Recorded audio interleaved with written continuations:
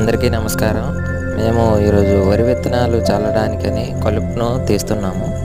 మాకు రోజు వర్షం పడుతుంది, దుక్కికి పాలి ఇవ్వట్లేదు. అందుకనే తొందరగా ఆడడం కోసం మేము కలుపును తీస్తున్నాము.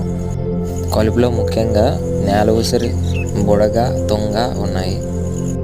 మేము విత్తనాలను బీజామృతంతో విత్తన శుద్ధి చేసుకున్నాము.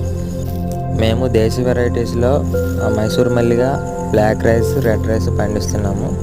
ఇంకా హైబ్రిడ్స్లో సాంబా, ఆర్జీఎల్ పండిస్తున్నాం.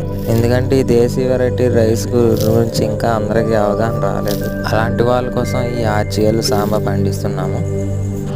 మేము విత్తనాలు వేసిన తర్వాత ఒకసారి దున్నుకున్నాము. ఎందుకంటే భూమిలో తేమ ఉంది, మరియు మాది బంకమట్టి కాబట్టి 2 సార్లు దున్నడం వల్ల భూమి గట్టయ్యే అవకాశం ఉంటుంది. ఆ తర్వాత నేలను సమానం చేయడానికి కొమ్మను తిప్పుకున్నాము. ధన్యవాదాలు.